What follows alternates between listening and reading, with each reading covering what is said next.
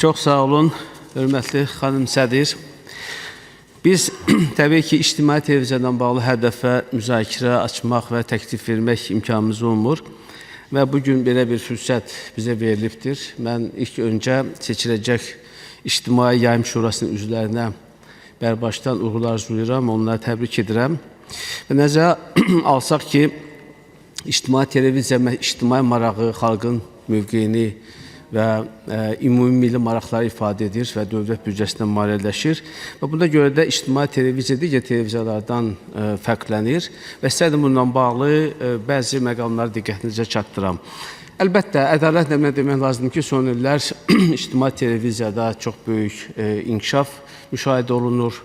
Həm verilişlərin keyfiyyəti, həm baxımlıq dərəcəsi kifayət qədər artıbdır.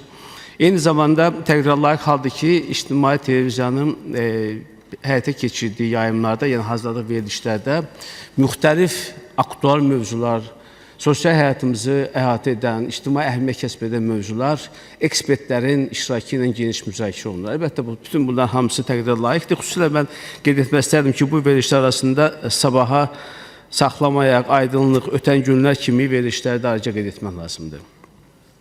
Ancaq elə məsələlər var ki, hörmətli həmkarlar, bu məsələlər ətrafında epizodik müzakirə açmaq kifayət etmir.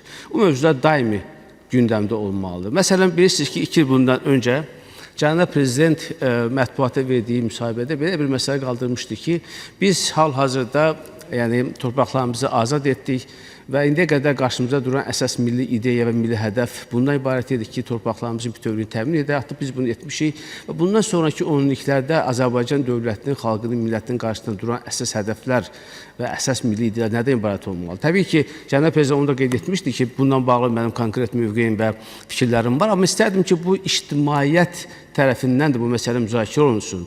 Ayrı-ayrı politologların, fikir adamlarının, alimlərin iştirakından bu məsələyə bir münasibət bildirsin. Düzdür, ədalətlə demək lazımdır, bundan bağlı bir neçə müzakirələr keçirildi ayrı-ayrı televiziyalarda. Amma mən sevirəm ki, bu mövzu daim diqqətdə olmalıdır. Və ictimai televiziyanın belə bir imkanı var, həm intellektual potensialı var, həm texniki imkanı var ki, bu mövzularla bağlı deməli, müzakirə davam etdirsin. Eyni məsələ Azərbaycan dili ilə bağlıdır. Bundan da bağlı bir ki, dövlət başçısının çıxışı oldu və narahatlığını ifadə elədi ki, Azərbaycan dövlətinin, yəni dövlət dilimizi ümumiyyətlə saflığını qorumaq üçün xeyli işlər görülməlidir.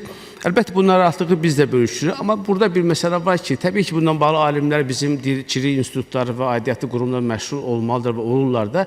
Amma ictimai televiziyada yaxşı olur ki, bundan bağlı müəyyən müzakirələr aparılsın. Bu sahanın biliciləri ilə, alimləri ilə Azərbaycan, məsələn, indi deyək sözündə, yəni Azərbaycan dilində bugün yad ünsürlər, yaxud yad sözlər nədən ibarətdir? Bunlardan necə biz xilas ola bilərik? Məsələn, bugün xarici sözlər geniş şəkildə yayılmaqdadır. Azərbaycanın leksikonlara daxil olmaqdadır. Biz bugün, məsələn, müzakirəmizdə dəfələrlə süni intellekt sözünü istifadə etdik, deepfake sözünü istifadə etdik. Məsələn, deepfake-in Azərbaycan dilində qarşılığı necə olmalıdır dəqiq? Biz bunu ifadə etməliyikmi? Yaxud da süni intellekt mi deyək, yoxsa süni zəka mı deyək? Yəni, bununla bağlı təbii ki, artıq bu dillər, bu dil məsələsi də ciralanmalıdır. Buna bağlı əlbəttə ki, ictimai televiziyanın imkanı var ki, müzakirələri aparsın və bir növ maarifləndirmə işini deməli, təmin etsin. Bir də burada biz gənclərlə bağlı qeyd edirik. Əlbəttə, Azərbaycan gənclərinin bugün qarşısında çox böyük hədəflər var. Amma bu da bir həqiqətdir ki, bugün Azərbaycan gəncliyi və yeniyetmələr təkcə məktəb və cəmiyyət tərəfindən, yaxud valideyn tərəfindən böyüdülmür, tərbiyə olunmur. Burada məhz informasiya resurslarının da çox böyük rolu olmalıdır. Düzdür, etiraf etməliyik ki, bugün təəssüflər olsun ki, klassik televiziyalar, sosial şəbəkələrdə mübarizədə yaxud da rəqabətdə uduzurlar. Bu təbii və bizdən asılı olmayan məsələlərdir. Ancaq buna baxmayaraq hesab edirəm ki, bizim televiziyalar həm də gənc nəslin böyüməsi ilə bağlı, ümumiyyətlə məktəb valideyn arası münasibətlər, əməkdaşlıq formaları necə olmalıdır? Biz bayaq danışdıq, bugün bu rəqəmsal təhlükələrdən bağlı gənclər özləri necə aparmalıdır? Burada maarifləndirici tədbirlər, proqramlar hansı formada olmalıdır ki, bizim gənclər buna hazır olsun? Əlbəttə, mövzular çoxdur.